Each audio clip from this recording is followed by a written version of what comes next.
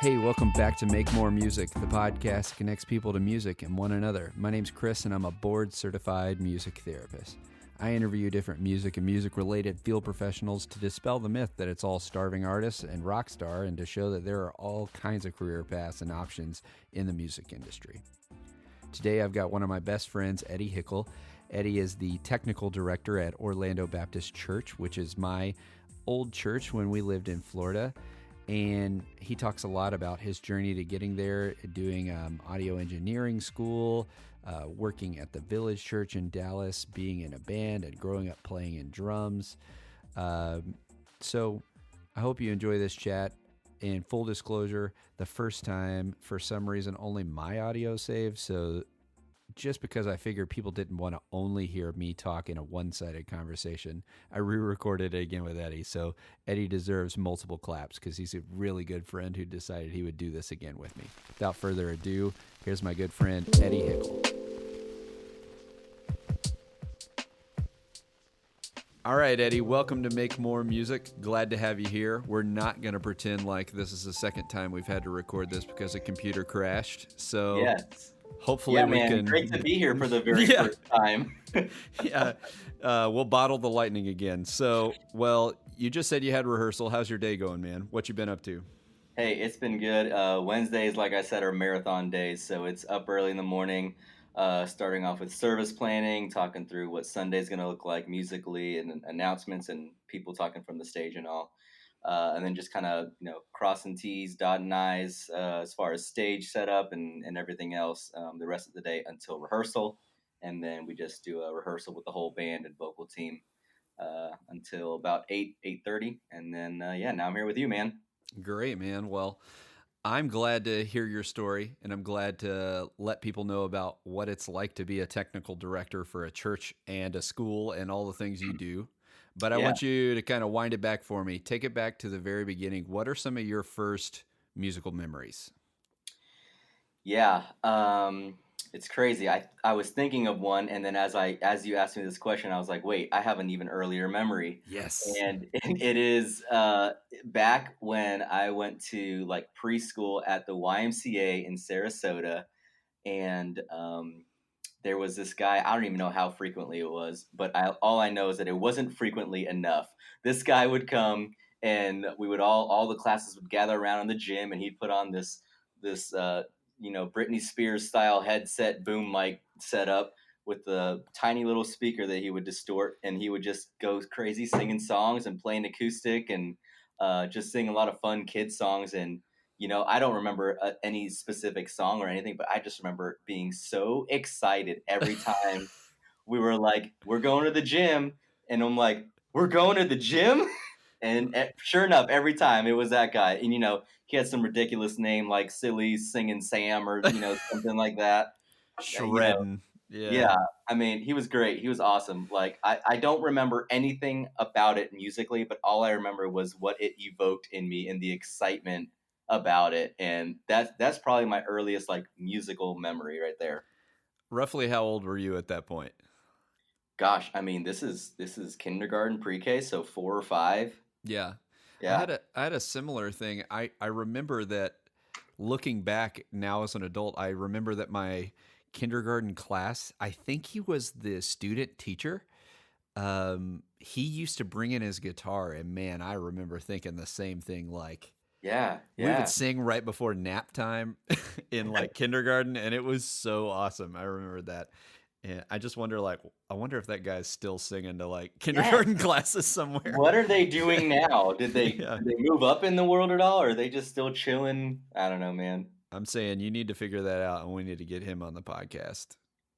Silly Singing Sam. Silly Singing Sam. whatever that bro's name is. So you're shredding in kindergarten. You're at the YMCA, and then kind of what are some next steps for you in getting involved in music? What are the first instruments and things you're learning? What's the music you're hearing and stuff like that? So really, that kind of just got me interested in music in general. Not necessarily playing, but listening. And so on through elementary school, I was just whatever was mainstream I was into. So at the time was, I was a 90s kid. So it was Britney Spears and NSYNC and Backstreet Boys and all the boy Mm. bands and Enrique and all that stuff. So, I just enjoyed listening to music. Uh, and then in middle school is when you're starting to try to find who you are and who you fit in with and all that stuff. And there was these two guys that were into rock music and into playing drums, and I was like, okay, that sounds pretty neat. Let me learn more about that. And so I remember I was packing for a trip. Every once in a while, my parents would send me down to Honduras, where my grandmother lives, and I would spend a couple weeks on end with her, helping her out around the house and stuff.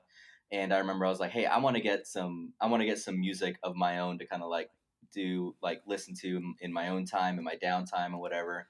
And so I remember I was like, I think I was at Target, like right, maybe a day or two before my flight, and I saw Linkin Park's Reanimation album, Oh. and I want to say Good Charlotte. I don't even know what album was that. The one with the anthem on it? The Young and Hopeless or something. Oh, yeah. And those two albums became. I mean, I listened to them nonstop, back to back to back to back. That And I was, reminds me of Madden 2001 in the like yeah, training camp mode or whatever. yes, yeah. Yeah, that's hilarious. So you're down in Honduras, you're listening to Good Charlotte and all this. Is that the first CDs that you quote Yes. unquote purchased? Yeah. Yes. So like, CDs before that were like, "Oh, mom, I want NSYNC's No Strings Attached for Christmas." Cool, got it. But like Yeah. this was the first piece of music I went out and looked at the actual album, CD in hand, and looked at it. I was like, "I'm going to buy this and I'm going to listen to this." And this is my own decision. Like I'm paying with my money for this. Mm. And so I don't know if that had anything to do with it, but I got into it so heavy. Mm. No pun intended, but for real, like that got me into rock music and into metal and whatever Linkin Park, whatever box you want to put them in. But I was all about them, and Linkin Park was huge for me at that time. What was like, if you look back, what was the song that you were jamming the hardest to in sixth grade or seventh grade, whatever? Oh man, like what was so Reanimation was an interesting album. It was like their first album that they did hip hop heavier. Mm. And so like, and I wasn't really too into hip hop, but I was digging what they were putting out, you know what I mean? Mm-hmm. And so like in the end, like the remix version was a really good one on there. And so there was the radio version from Hybrid Theory, but the Reanimation version was so good. And I remember, gosh, there was one track. I can remember the track. It was like track 9 or something.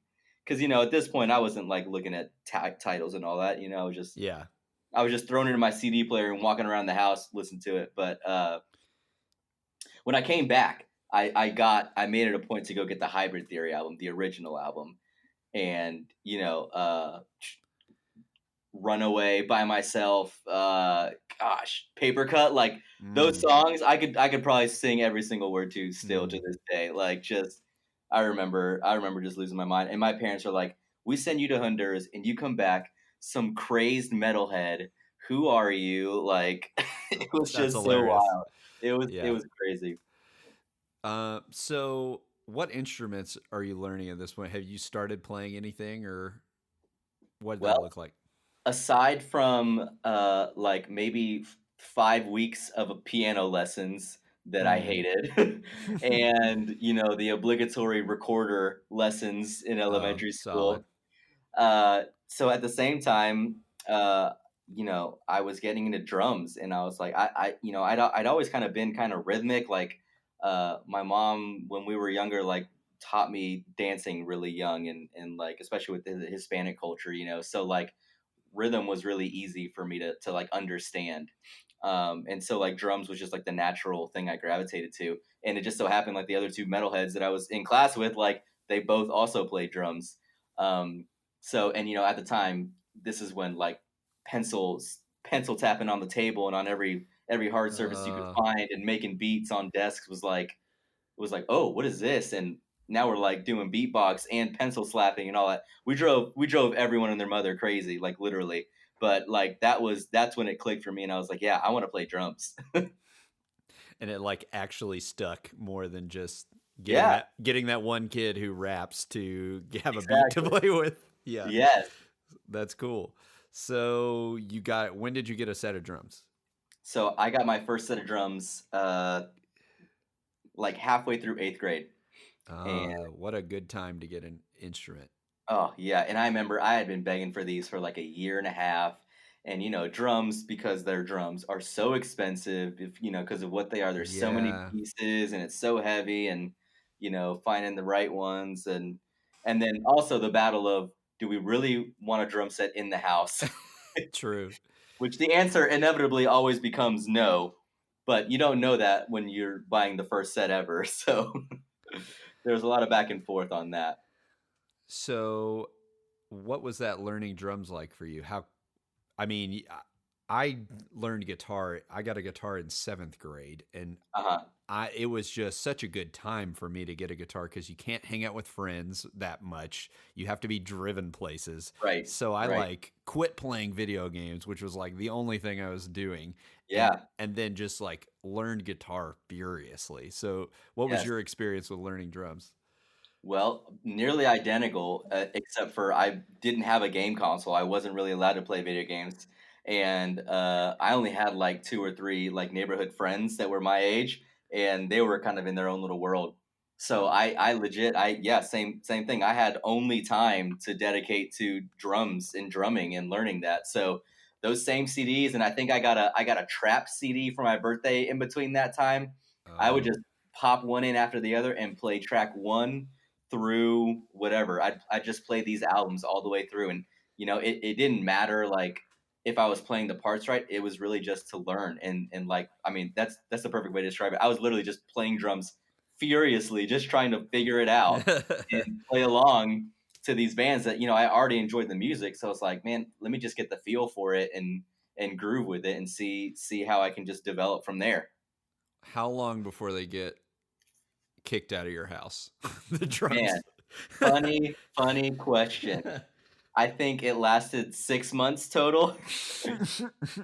And I mean, listen, I'm a parent now. I get it. I'd be very reluctant to introduce a drum set into my house, even as a drummer, because I know the pain of having to listen to not good drumming for hours on end.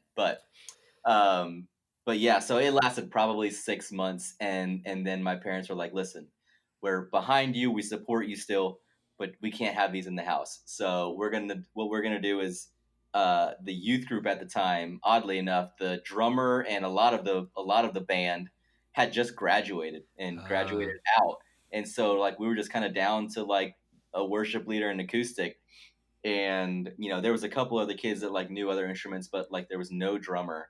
So my mom's like, well, this must be a sign. So guess what we're doing? We are, quote unquote, donating your drum set to the church. It's going to live there, and you can go practice whenever, but this it's is going to there. be your segue into joining the band at the same time. So it was kind of like a weird forced. If I wanted to continue to play drums, I had to join the youth band. So it was kind of a sabotage moment for me. But I was like, I guess, I mean, fine, yeah, I guess I can play with other musicians now, and see what that's like. Already had some basic chops at that point and stuff. Yeah. Yes, very, very, very basic shop. So you start playing in youth group. You do that how long? All through high school and stuff?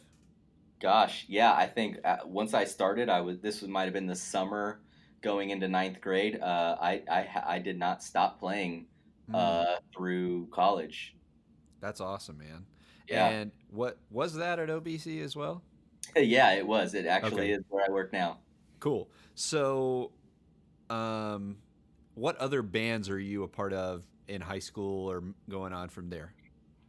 Yeah, so with high school and just my general laziness and nonchalantness about it all, uh, I didn't do much band outside of the youth group band. Well, I'll say this actually, no. I was really just committed to church. at that time. Mm-hmm. So whatever, I was in ROTC or junior ROTC Oh. in high school. So my after school hours were dedicated to that. I was on the academic team for them, and I was also on the armed drill team. So my afternoons were kind of taken up by that. And then on those days that I didn't have that, I would be either at youth group or at rehearsal for the Sunday morning band. So I was in two bands. I was in the youth band and in the Sunday morning worship band, Mm. uh, growing that. And then I didn't get into any other bands at that point until after I got into college, actually, and started to kind of step back in the ministry world of playing drums, Mm. uh, and all that. So, at what point, as a musician, did you decide that you wanted to go down this route of now where you're at? Bridge me the gap between kid playing drums in high school and college to technical director of a church. Yeah. So I guess the easiest way to say it is, I was in ROTC because, since I was real young, I thought I was supposed to go to the military. I wanted to Mm. fly. I wanted to fly planes for the military. And then, as I got kind of older and more into music and all that, I was like, well, the military will always be there, but I'm really enjoying playing music, and I don't know what exactly I can do with it, but let me try, doing some band stuff. Let me connect with a few people and try this out for a while. Worst case, it doesn't work out. Military is always going to be there, or law enforcement, because I was also in the criminal justice program at my school. So did that, and my major at Valencia College here in Orlando was music and sound production. So I did that, and that kind of got me interested in more of the technical aspect of recording and live production, PA, microphones, and all that stuff. And so that kind of started to push me in the technical direction of Mm. music and music production. And the more I got into that program, the more I realized, like, I actually really enjoy this, and I don't have to worry about lugging my drums everywhere and buying Yeah. new cymbals every time I crack them, and I can hone in on my listening skills and really help shape overall sound of music as opposed to just one instrument. So that was really eye opening for me, and it allowed me the flexibility to continue playing music. So that was a big bonus for me too. And it just went hand in hand. So, like, all my 24/7 day in day out was Mm. music. At that point. And what was the band situation? What were you doing at that point? You said still playing music. Yeah, so I was still playing drums for churches. I had actually left the church I'd grown up in and played music in, and I'd gone to a different church. I kind of volunteered there every once in a while. They had a lot of musicians, so it wasn't that often. But there was a group of us that played music and played worship music in particular, that had connections to other church plants, and so they would, through different avenues, we would get connected with certain churches that were looking for guest worship bands on a semi-regular basis. Mm. So I became a contract musician with a couple of my buddies doing worship music on Sunday mornings, for churches around the Orlando area and suburbs and all that. So I did that, right out of high school, basically, and that was very growing for me, and kind of validating in a way, because it was like I had grown up doing all this, and now I'm getting paid to do this in a way, and it's not any different than what I was used to, but it's like there's value in this, which was crazy to me to think about, because everything up until that point was all volunteer and everything, which was fine. That's what I wanted to give my time to, but it was interesting to see that. Um, so did that, and then at the same time I was like, well, I had a couple other friends that I was playing worship music with as a part of a summer camp traveling band, Mm. and we were like, hey, why don't we, like, try writing some music and doing some original stuff. And so we tried that a little bit. Realized it was a little more difficult than just having the passion to do it. Mm. We got connected to mutual friends, and they kind of had like a three-piece, two-piece band that they started, fizzled out, but they had some music and some content. we had people who could play music really well that was already written that we could just learn and pick up and kind of make our own. So we joined together and became a band, and that was Stockholm. That's how we started. Hmm.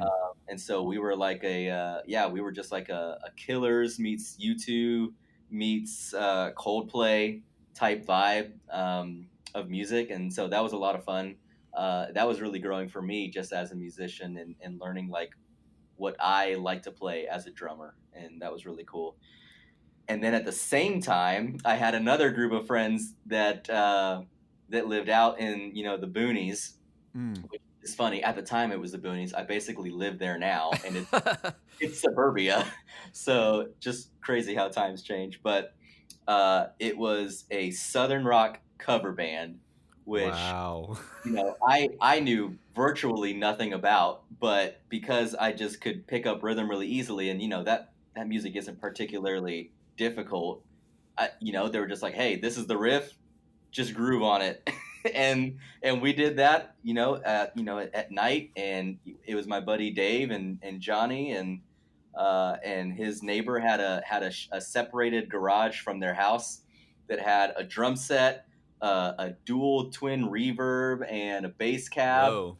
and a Porsche. So we just pushed the Porsche out of the way and set up, As you do. yeah, and then set up the drums, and then we would just jam to some old classic rock. Oh man, what's the name of that band? Oh boy, this took us a while to come up with, and I don't know why because it's still not even that good. But we were called County Job. Oh man, blue Yeah, collar, blue collar. yeah. I still think that idea of Eddie Hickle in a southern rock band. Like, I need some videos of that. Listen, I need to see that.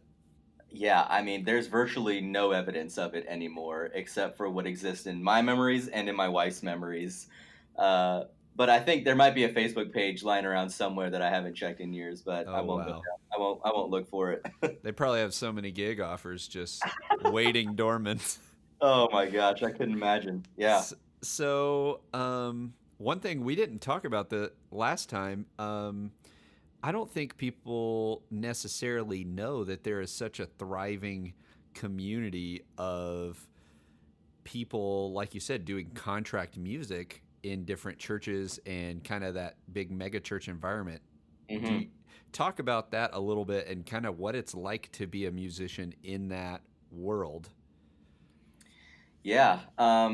It is really interesting, and I didn't get too deep into it, but from what I experienced is that there's just when you become a certain caliber or you reach a certain skill level, you kind of can be able to kind of drop into any environment and just kind of Hmm. pick up what's going on and kind of groove with it, and you take some basic direction from whoever the music director is or the worship leader, and you can kind of accomplish what they're trying to get done. And so um, yeah, it was really through word of mouth for me. Hmm.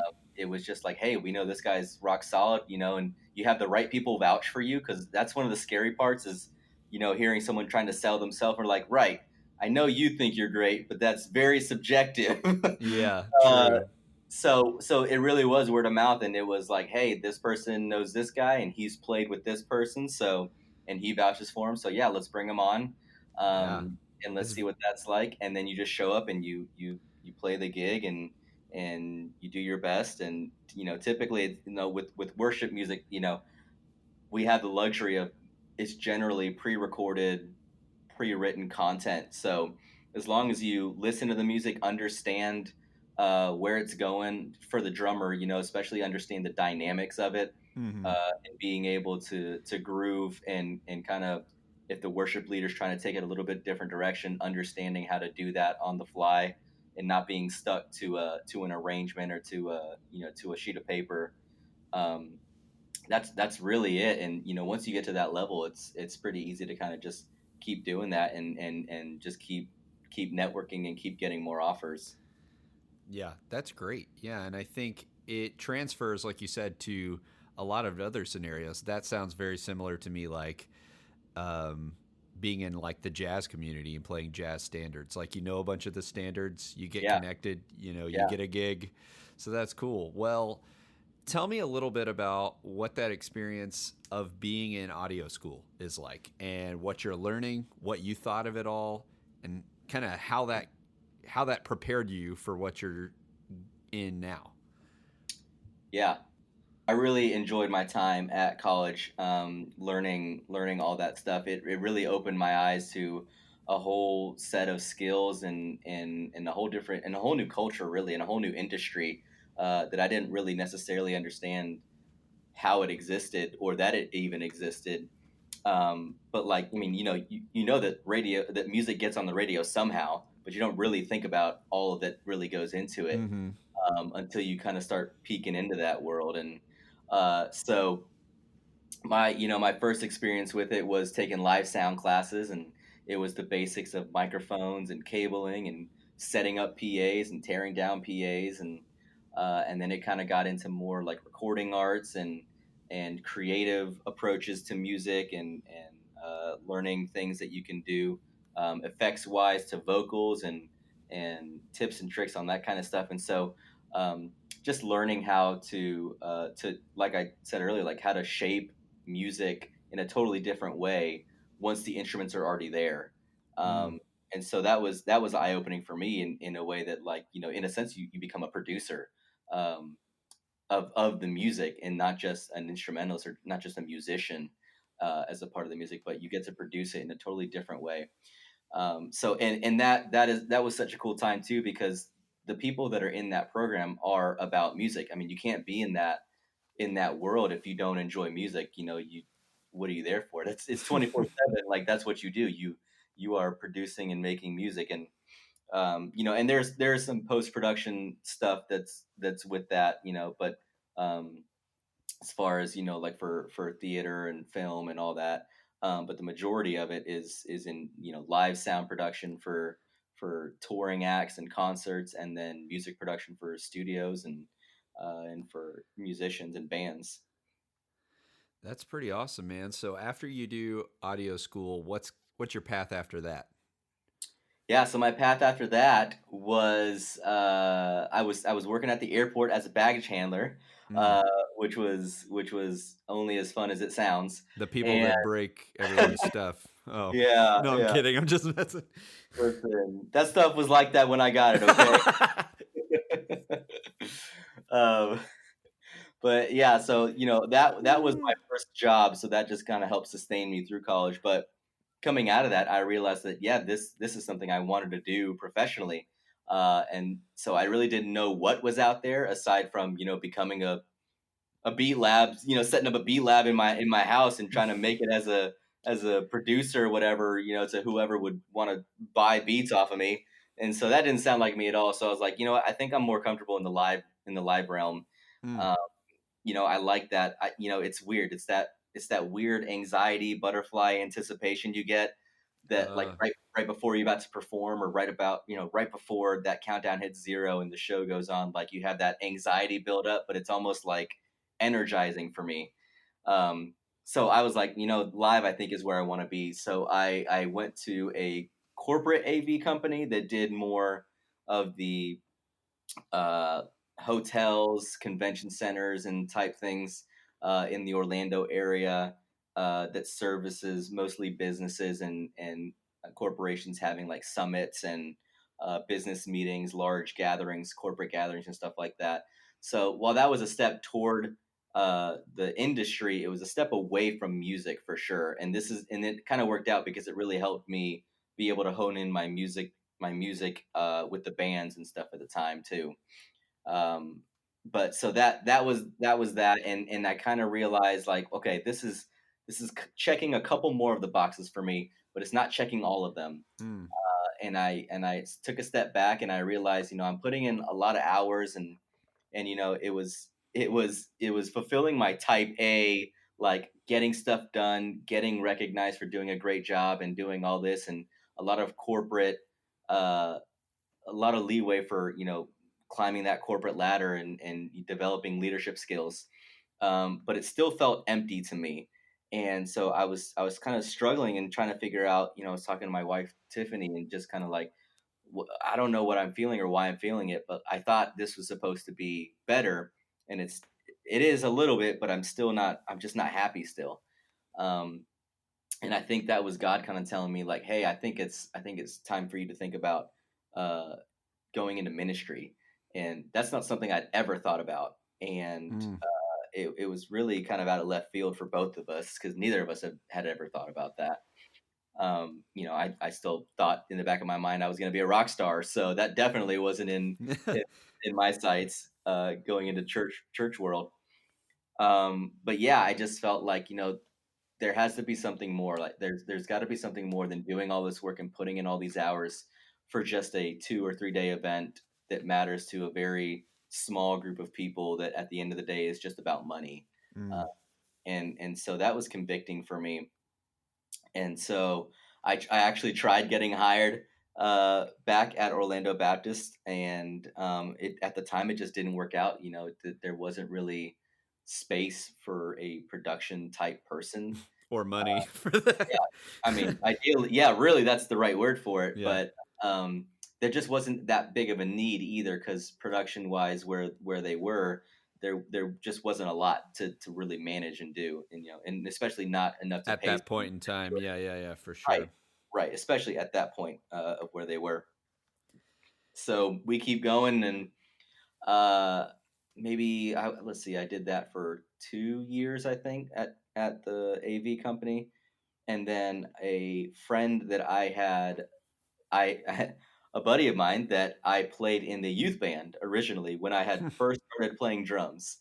I remember that he took initiative to learn the soundboard and learn the sound system, because if we wanted to have rehearsal, the youth pastor was like, "Well, I don't know how to do it. So if you want to have rehearsal, you got to figure out how to turn this stuff on and make it work." And we're like, "Okay." So he started doing that, and I kind of piqued my interest in that a little bit, and I learned some of the basics and saw that. He at this point in his life had gotten into a lot of large churches and doing that very thing as like a production manager or a technician. He had gotten out to the Village Church in Dallas, Texas, and was a production manager there.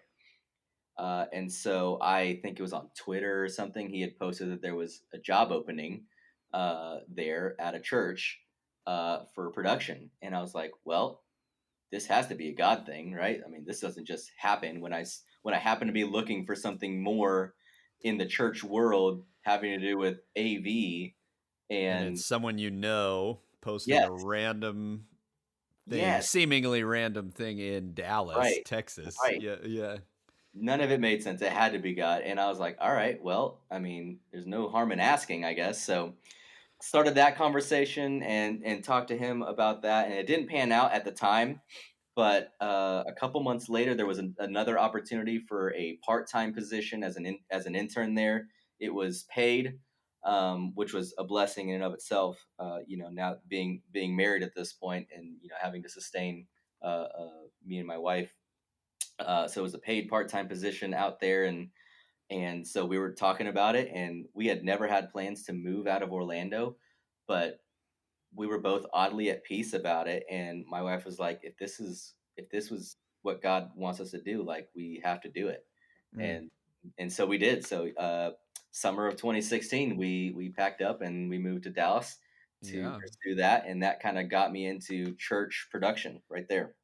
Basically, right after we had started doing the same thing ourselves, we moved halfway across the country, came to Florida, made new friends, joined this church community, and we joined this community group with this great couple. And then suddenly they just up and moved to Dallas. No, but it was awesome to watch your all's journey into Dallas and how much you all both grew in that, both from your technical expertise, but also both of you spiritually. So, Yeah. Well, but hey, real quick, I want to hit on that too. yeah. Uh, that was another affirming thing, a God thing, because while in our time that we got married in 2013, and so we were we were we were married, and we were leading a like a young marrieds, maybe young professionals community group, and we had been doing that for 2.5 years at that point. All the cool young families Yeah, yeah, because no kids, had all the time, working and going to food trucks together, yeah, all that. doing the hipster stuff, Yeah. but as married couples, so it worked out. But yeah, so we had led this group, and we were like, oh man, what we can't just leave this. Like we've invested a lot, and not only that, like at, we had kind of been put in a position of leadership over that. Mm. Uh, that wasn't just easily like, hey, can you do this? And we were actually like It's a worried delicate thing. about Yeah, yeah, it's a it. delicate thing, especially because it was really thriving too. Yeah, yeah, and not to say like because it was us, but because we had been really intentional with taking the time to build that, and the Lord like was using that Mm-hmm. to grow us and grow each other in community. So we were like, we definitely don't want this to stop. We want to figure out how this can continue to grow and thrive, with not having us as leaders. And so we began praying like, God, please, like, send somebody to help take this place and fulfill this role, that with a couple that would care about it as much as we do. And here, like what you just said, you guys had just transitioned, and come to Orlando, and it was It almost was, instant. We saw you guys and we met you guys, and it was like a no brainer. I think that first or second time after we left, hanging out with you guys, Tiffany and I were like, this, it's them. Like it has to be them. And mm, it was so crazy. Like I think what was it, 2 months we had known each other total at yeah, that I point? don't know. I don't know exactly how long. We moved there in May, and then I think it was the early that next spring, but we didn't start going to OBC till about October. Uh-huh. Um, and started going to the community group. We just started in like December. We went to the Christmas dinner with everybody at oh, Yeah. BJ's or something like that, or some That's right. restaurant. We That's got right. invited and came along, and then so it was just that winter and spring Yeah. basically. Yeah, and it wasn't even till the latter half of that in the spring that we like started intentionally like connecting with you guys on a more personal level, one on one, and because for that very purpose of like, hey, what if they could take it over, and just kind of like poking and prodding and saying like, what's your heart for community groups, and what's that look like, and what does that mean to you guys, and it just became more and more evident the more we talked about that. Yeah, it's pretty amazing and really serendipitous too, because now it's obvious to us definitely in looking backwards, because Right.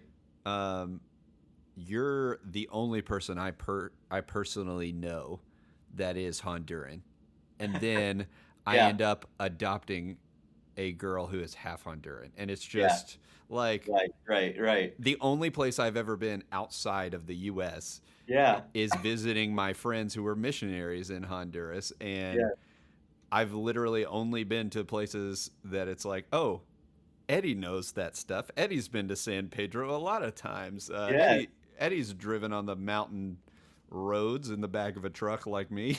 So yes, and it is uniquely terrifying. I the idea of driving there is like, nah, I'm good. No, no, Like, thank nah, I'm you. good.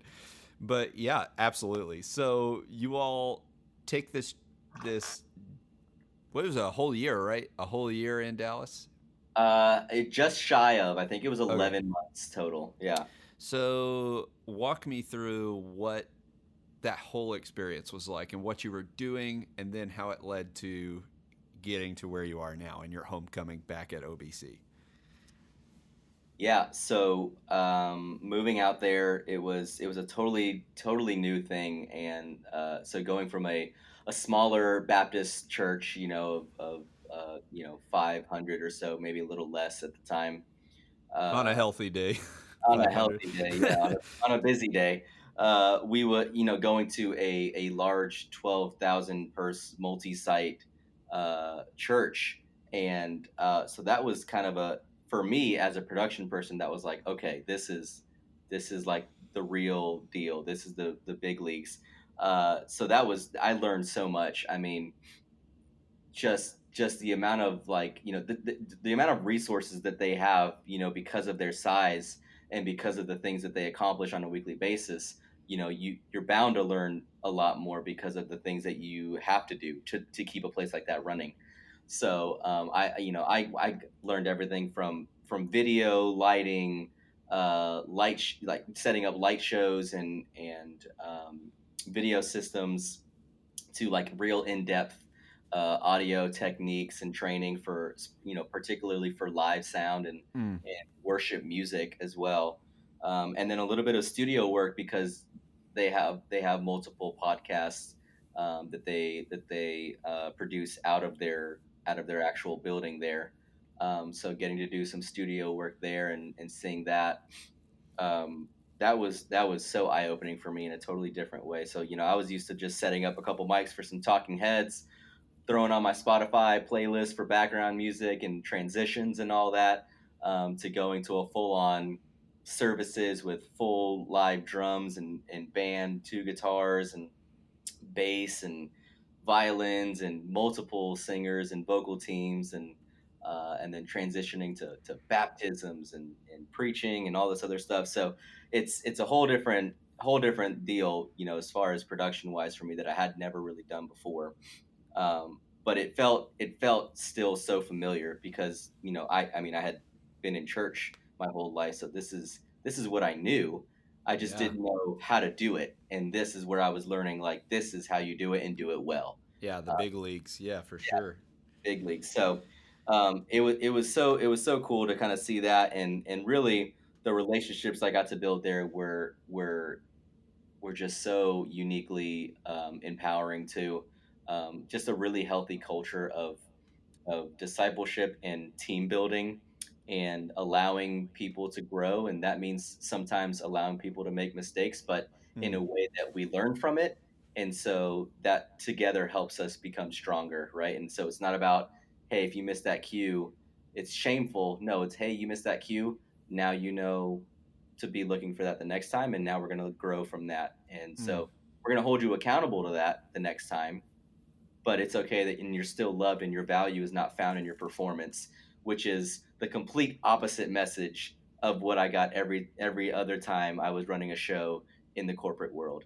And so that right there was like the, Bad. Yes. yeah, oh man, like that was like, this is what I was missing. This is what this is about. The Not- relationship. Yeah. it's the relationship, it's the people, and it's, yeah, so that was huge for me.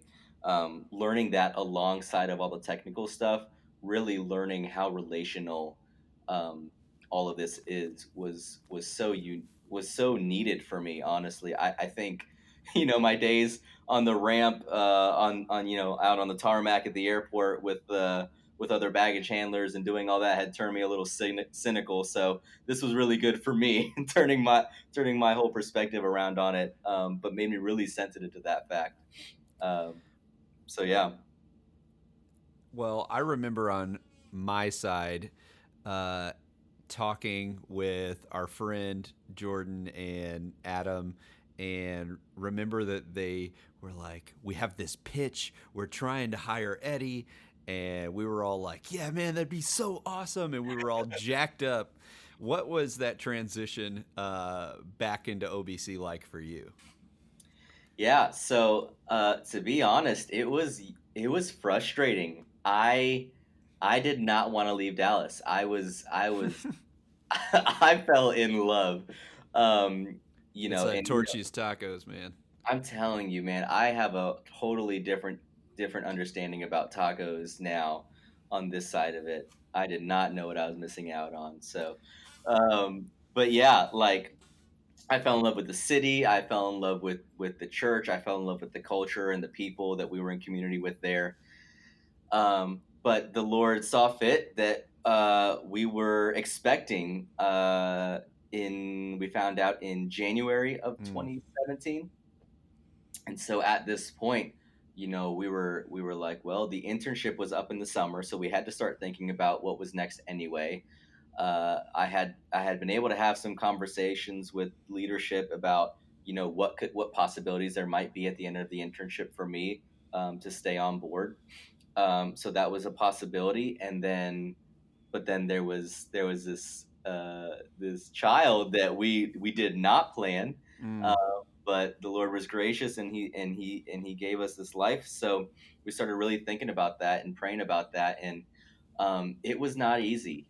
We spent a good part of the beginning of that year going back and forth and having a lot of uh, heavy conversation about what that meant as far as family life, and what we wanted our family to look like, and how we were going to be as parents and all that, and the importance of family in that, Mm.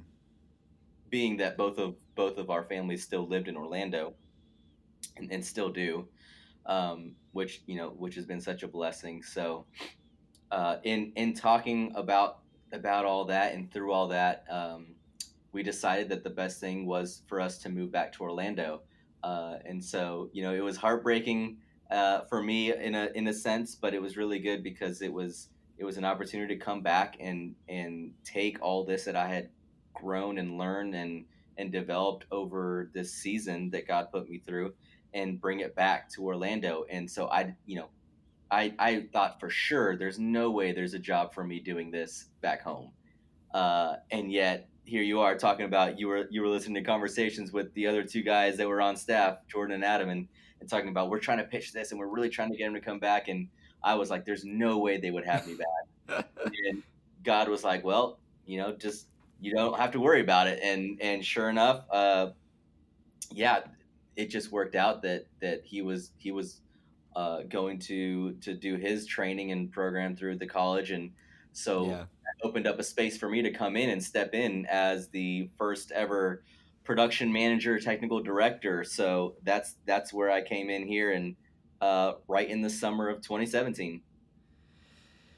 And I think that literally has been such a blessing for the OBC community. It was so awesome, like I said, to see you all come back with, not that you were immature at all Hmm. before you left, but just seeing you both come back with this newfound experience. I think it's a great experience for couples, young couples, to move away like you all Yeah, did, like we did. We had a yeah, great experience doing the same thing. yes. And so talk about that early transition, but also just talk to me about what does a day or a week look like for you now. Yeah, so that transition, I mean, you're joking about it, but for real, we didn't know how immature we were, just relationally with each other, and in our walk and in our faith, prior to that. But we really did come back very different and very intentional.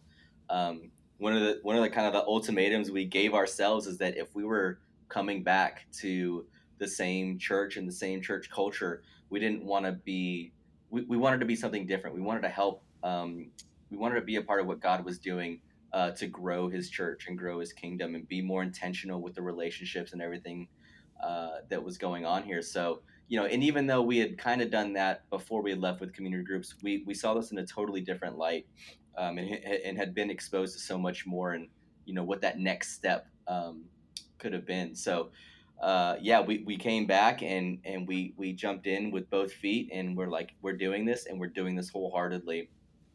And so that was an interesting transition, coming in and trying to, like, all right, I'm here and I'm trying to change everything. And I'm an But adult now. yeah, I'm a big boy now. Let me tell you what I've learned. But it was humbling, but it was really good. And so actually learning about the importance of the relationship was really good for me, Mm. because in any other environment, somebody would come in and be like, I know more than you, let me tell you how what you're doing wrong and how to fix this and why I am part of the solution. That would have been all the wrong way to do it, and probably wouldn't have a job today still if that's what I did come in doing. um, but it was so, again, such a God thing that, like, I was uniquely positioned as a voice that people trusted already because of our history of being here, um, to be able to step in and ask pointed questions, and take a step back and say, hey, let me ask, can we talk about this, and ask, where's our why, of why are we doing these things, and how can we be more intentional about the things that we are doing, particularly in services Mm. and with community groups and all that. And so, it wasn't awkward for me to like have those conversations with leadership and other people on staff, because, it wasn't coming from a place of criticism, but a place of genuine. I wanted to see God Mm. move Yeah. it at Orlando Baptist the way that I had experienced Him moving through these same things at the village where we just were. So, um, again, just a total God thing that He placed us in that position to do that and to be that voice. And it just so happened that it I got to be on staff at that, and so it Yeah. wasn't just that I was powerless. Like I had the space to actually work that out and implement that directly with service planning and with production and leading the production team as a ministry. Mm. Uh, like immediately we started, doing prayers completely different before services, and being more intentional with team building things and setting out core values to kind of centralize the why of we serve, and why do we get up early every Sunday, and why do we do this. And it's more than just clicking a button and putting words on a screen and Mm. making the lights turn on. It is actual leading people in worship through what we do, and it's not to please me as the staff member or anybody else on staff, but it's because this is an act of worship for what we do, and so we're going to do that wholeheartedly as unto the Lord, as Mm. we do with anything else, as if we were on stage, because we expect the same thing out of those people on stage. Why are we any different? So. Yeah. So what all is entailed now in your new leadership role? What are a lot of the tasks that you have? Yeah, so my week is pretty much the same every week, give or take with a few things. But I have a lot of meetings, kind of setting up service planning, doing some creative brainstorming, and talking about what the next series looks like or the next month, and then all the way down to the very details of microphones and lighting, specific for different elements within the service. So service planning meeting typically is we go through, all right, who's playing this week, who's singing the set, what does the set look like, what's the message where we are sending with the set this week, and is that in tune with where we want to be in the series, or where we want to be with the message, or a specific initiative that we're going through. And then we talk through, who's talking on stage, who's delivering what message. And we've been really intentional with, we're not just going to get up there and spit out a bunch of information, because anybody can just get online, get on the app, or get on social media and find the information that they're looking for, right? But Mm. what we want to be doing is we want to be engaging them in a way that captivates their heart and captures their heart, and that will energize them to be a part of the church and be part of what God's doing, and not just like, hey, this meeting is going on at 6 p.m. on Thursday, be there. you know that's not very motivating. Or And not. Yeah. yeah, yeah, yeah, or not. We really don't care, which is why we're not trying to compel you to do it. So but really taking the time to hone in those kind of messages, and to, our job is to help lead the congregation well, and lead them into these opportunities well. And so being able to do that, by way of just, hey, who's speaking and what are they saying about it, um, and then we go all the way through services. Then the rest of my week is either, doing some troubleshooting on maybe some piece of gear that's gone down, or maybe trying to implement something new, whether it be lighting wise, or with the video equipment, or even working on audio techniques. So since I'm the only staff production person, kind of all those larger decisions come to me first, and I kind of pick a direction. And then from there, when it comes to the volunteers, we have Wednesday night rehearsals where they can kind of get their feet wet a little bit with some of that stuff, and then Sunday mornings, when it's time to actually do it. So there's not a lot of time to play around for them, because they have to kind of get stuff done. So I get the fun job of being able to be a little more creative with it, and try new things. So I'll spend a few hours on a Wednesday trying to see what we can do to kind of creatively keep moving forward, Mm-hmm. and then figuring out how to best implement that with volunteers in a way that they can capture the vision of it and then execute it in their own unique way along the same lines. Um, and then we also are a K through 12 school, so we have chapel for the students every Thursday. So I do run production, I run point for all that, and so that's a really fun thing to do, and it's totally different, and it seems so small, but now that I have a kiddo myself who's at the school here in the K2 class, Mm. seeing them walk in and then they get to sing and dance and do funny worship songs and dance along on the screen. While that may not mean anything uh, to Yeah. him right now, it really is so cool to see that and to know that even at a young age that like he's being exposed to basic biblical truths and doctrine and Bible stories, and I not that is the only thing, but that he's able to do that while he's at school, and I get to be Mm. a small part of that. So as a parent and as a production guy, so we run that, and that's really great for our students. And then we also do some videography work as far as storytelling, and we do an announcement video every week where we have a talking head on screen, kind of telling everybody what's going on and what's coming up. So that is pretty much the gist of my week. And then along with planning whatever our next big event is, we have a Mm-hmm. handful of either community events or conferences or night of worship, Christmas events, any kind of those things. We Mm. do some planning and whatever gear we might need for a specific thing to accomplish that. But yeah, that's pretty much my week in, week out. So that's a lot of different stuff, and I know that's your personality. You love all the hands in all the different cookie jars. But Oh I would yeah. love to hear a little bit about what do you think are some misconceptions that someone might have about a position like yours, like either working in a church or running these production type things. Does anything come to mind? Yeah, well, the first one is, is something I learned is that I didn't even realize this was a legitimate job. Mm. It wasn't until I connected with my friend Brad from the village that I was like, wait, you can work at a church doing production, and I was like, there's no way. What are you talking about? And so that was just so cool to see and just open my eyes in a totally different way. But yeah, like there is an actual need um, for that, in the world we live in. And Orlando is unique too because we compete with Las Vegas Mm. for conventions and large gatherings of Yeah. people. I didn't Um, know that until I moved there, how big right. that reach of Disney World is Yes. and how that rising tide is affecting a lot of the entertainment industry. Yeah, absolutely. Like there is the Disney way, and then they kind of set the bar, so to speak. And so, especially being in Orlando, they're Oh like yeah.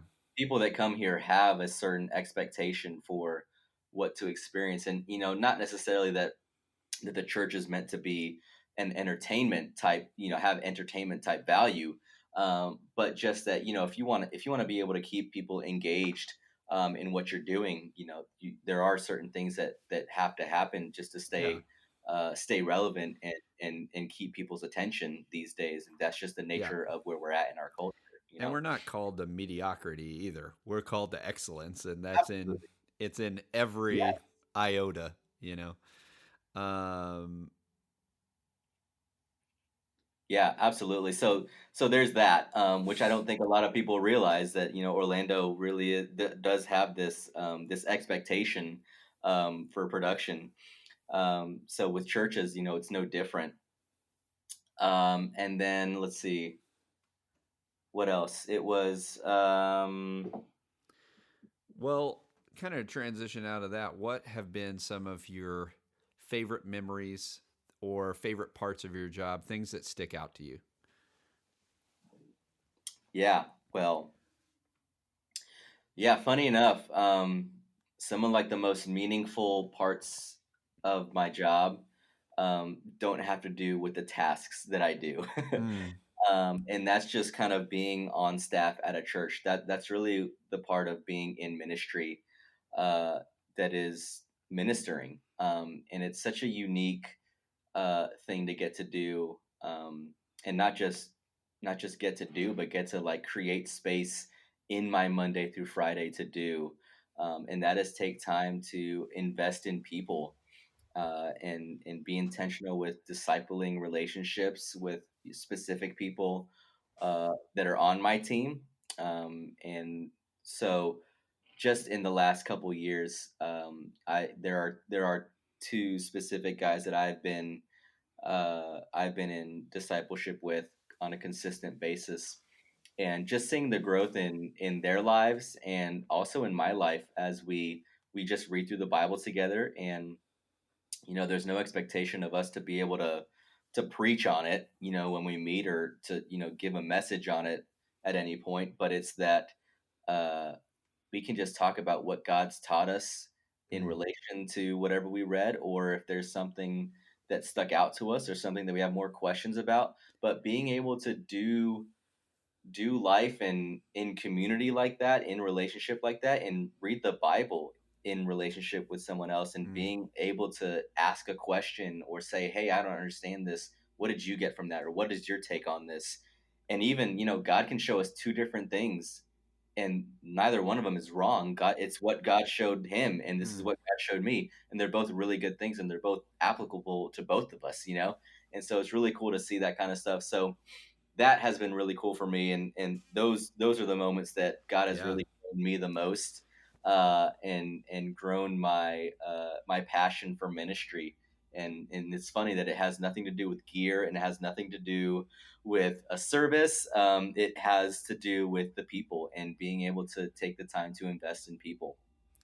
Yeah, and I think also within your role is really that idea of, with the production aspect of it all, that's the goal, right? That is Right. what you're doing. That is why you're doing it. You're creating spaces for that to happen. And I think Yes. that is what might be missed when people think, oh, I run technical directing for this. Oh, I produce this thing. And it's like you said, it's not entertainment and it's not production for itself. It's to Right. create that space. Yes. So, well, kind of to wrap up the main part, I would love, you've already talked a lot about it, but I would love to get you to talk specifically about Yeah. how and why you inspire others to make more music. Yeah. Well, like you just hit again. Without music, particularly in what I do, there's nothing for me to produce. I Mm. can sit at an audio board, but it's not going to do anything unless there's someone making music, and there's something for me to produce through that.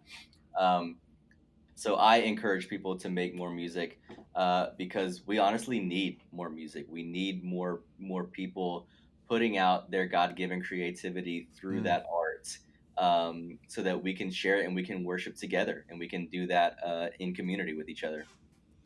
Yeah, I think that's something that can be missed by the greater community, and something that I think points to, not to go too theological, but points to the fact of why do we even respond to organized sound? You Right. know what I mean? Like, Yeah. to Yeah. me, it's a theological issue, but we won't. We've already dusted that enough for today. But Sure. Yeah. I, well, if you were going to talk to one person, if you can even think of it like you were saying for the discipleship aspect, one person that was interested in doing what you do, how would you encourage them? What would you tell them? Oof. Well, I'm trying to think of what I would tell my younger self, That works. Yeah. and it's not kind. That's okay. It doesn't have to be. Yeah. Um, So I would say, if you're passionate for that, for doing production, and for doing that in a church context, the Lord's going to equip you for where he's going to place you, right? So I used to be really nervous about being up to the task and performing well. Mm, um, I'm sure that's from the industry that I came from. But I was really worried about that. So, taking a step back and realizing, look, God's going to prepare you for the place that you need to be, because He's going to be the one that places you there. mm, Uh, so, do the best that you can, but don't kill yourself for it. You don't have to be burning both ends of the candle or whatever, and to do your best and put out all of this work. Um, because ultimately, in the church environment, like, it is more and more I realize about the people than it is about the work that I'm doing. And so that's another thing I would say is don't miss what God's doing through people mm, in that. And like I said before, it's not about pushing a fader. It's not about hitting a cue, or hitting that slide at just the right time. While mm, we are doing those things. It's not about that. It's about leading and creating the space for people to worship. And so when I realized that, the game totally changed for me. mm, In that, there are people on the other side of this, on the other end of it, that this is affecting, and not mm. not for their entertainment, but because there is a God who who is worthy of our worship, and we get to play a small part of that. So let me not forget that fact, which is huge. Man, that's awesome. Well, that is pretty much the main part of the interview. So we're going to transition now into just some lighthearted, what I call the quick six segment. All right. All of them are short questions. You don't have to have short answers. But first, I want you to get out your phone and open up, whether it's Spotify or Apple, whatever you listen with. Tell me Okay. what is the last track you played. Gosh. All right. Let's see. I'm a Spotify guy, so the last track I played. Well, it was my Discover Weekly, because I like finding new music. So Oh, nothing I particularly know.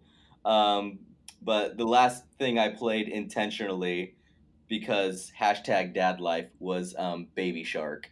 oh, classic, classic.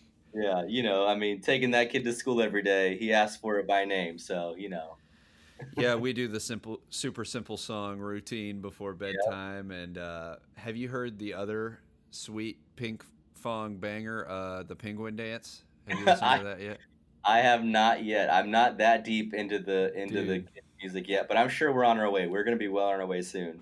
Dude, little man would love the Penguin Dance. It I'm is sure. um, not as catchy as Baby Shark. I think it's more annoying. Um, It can't. There's no way. and it has a dance as well. No, I think Baby Shark's only annoying because of how many times we've heard it.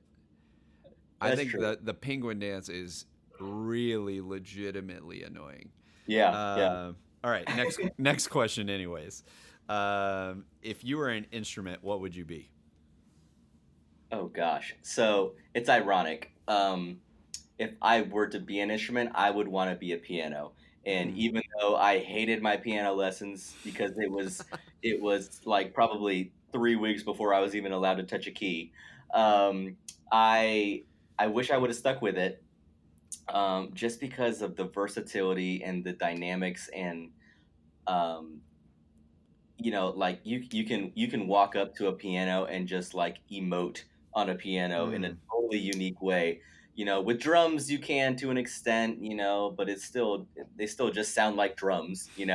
And the guitar, you get a little bit more nuance and stuff, but the game, you can run the whole gamut with keys. And so true.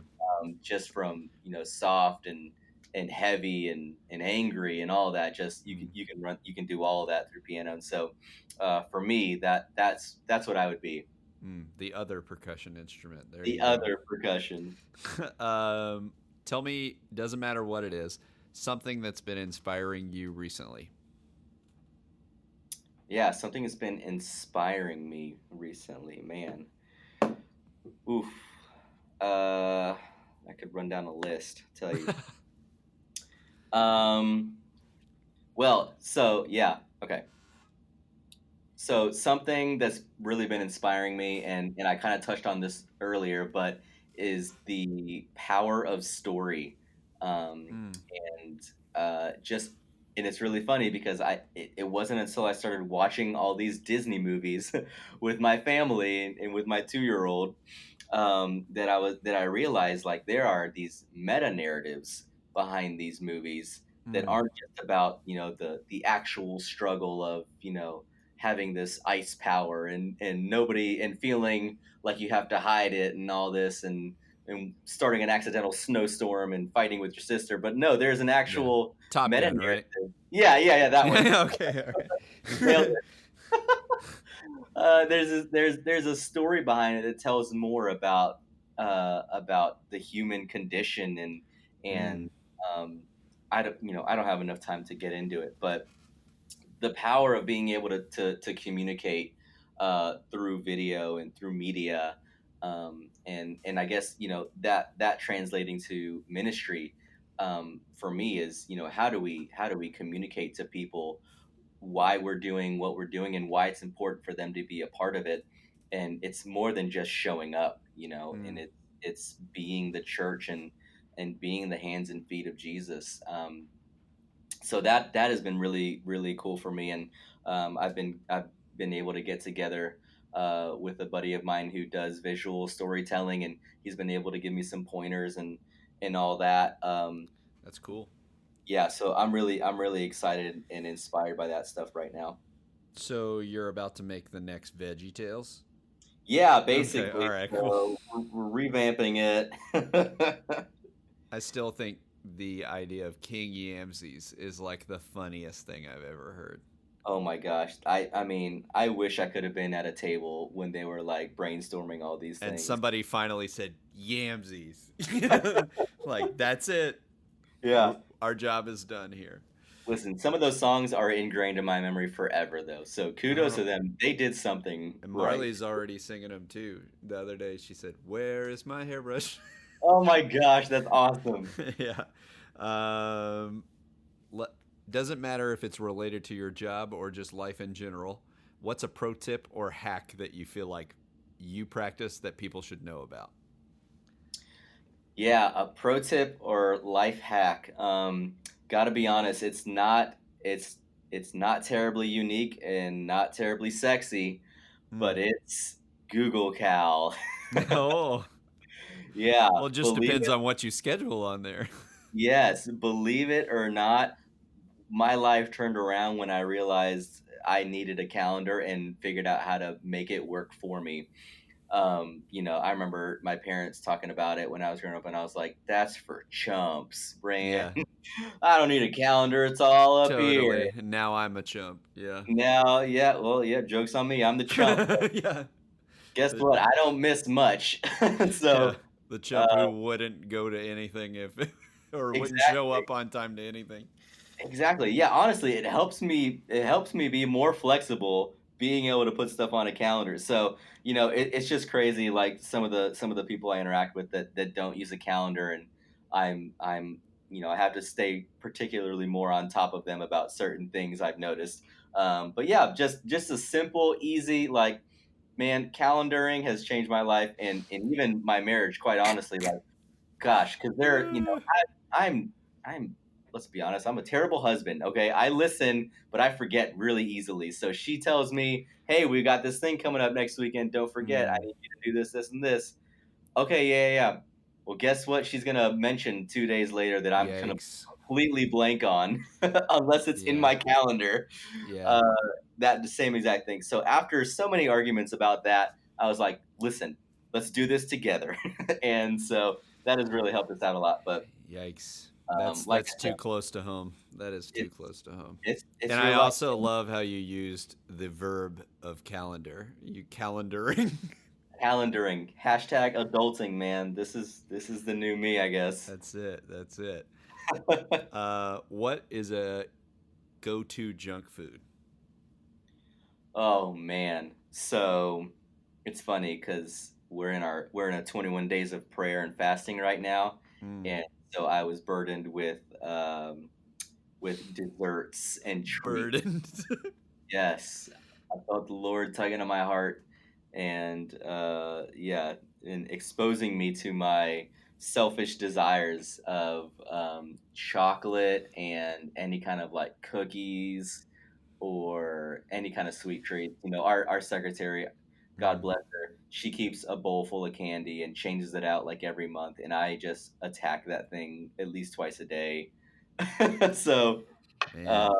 yeah, so it's been uniquely growing for me in these last 21 days, but that is my anything chocolate is my go-to like snack junk munch on any time of day. No particulars. You'll take any form you can get. Virtually anything. I mean, cookies are the easiest, like Mm. number one, chocolate chip cookie, they're everywhere. Publix, you know about the Publix cookies. Gosh, so I moved to Florida. Everybody told me how great Publix was. Uh-huh. And at first I was just like, yeah, I mean, it's just a grocery store and it's a little expensive. And Yeah. then I moved back to Kentucky and now I get it. It had Mhm. to be taken away from me Yeah. before I'm like, oh man, Kroger's gross. I want Publix back. You didn't know what you had until it was gone, man. Yeah. So now Trader Joe's is the only one, and it's far away. So Yeah, and they're also expensive, so I know. I just need. Yeah, Publix is on every corner. Like yes, I don't even know how that model works. I don't know how they make money when they're it like just does. two Because blocks away. because I'll go to 2 on my way home tonight, that's why. Oh, I need a sub. Oh, I need another sub. Ah, yeah, I forgot this. Great, I'll just pass the other Publix. That's so true.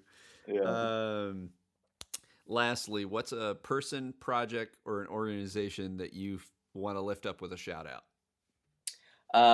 Yeah. So, the first one I'd say would be the Village Church Resources, and they've got a lot of stuff on there concerning ministry. If that's your world, or even if you're in just church and you're looking for some more resources on particular stuff there. But they also have a lot of podcasts that I still subscribe to and stay up to date with regularly. They have everything from a podcast called Culture Matters, which is kind of a biblical perspective Mm, on modern cultural uh, just things going on. Main events type stuff. yeah.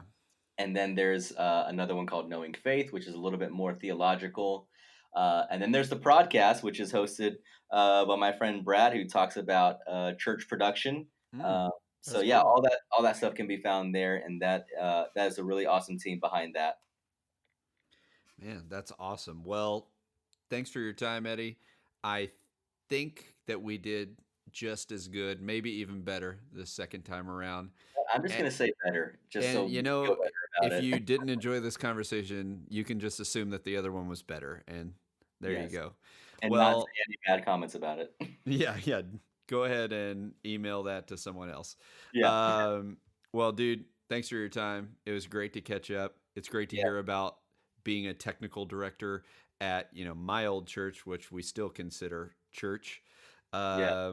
So, where can people find you, or what OBC is doing if they want to learn more about that? Yeah. Well, we have social media, so you can find us there at Orlando Baptist or orlandobaptist.church. You can also find me on Instagram or social media, at Eddie Hickle. I don't post that often. I post more stories than anything else and all that. But I'm on there, and yeah, you can just kind of see what we're up to via those avenues. All right. Well, thanks again, Eddie. For Chris and Eddie, we're signing off. And remember, give more grace, share more love, and make more music. All right. I hope you enjoyed this chat. I don't think you could have possibly enjoyed catching up with Eddie as much as I did, but it was great to hear his story. He's such a fun personality, an easy person to hang out with. If you enjoyed it, we'd love if you'd give us a rating and review on whatever podcast listening service you use. You can also support us by following on Instagram and joining the conversation at make.more.music. And if you know somebody who'd make a great guest, or you want to nominate yourself, go right ahead. You can do so by emailing makemoremusicpodcast@gmail.com. I'll catch you on the next one. Remember, give more grace, share more love, make more music.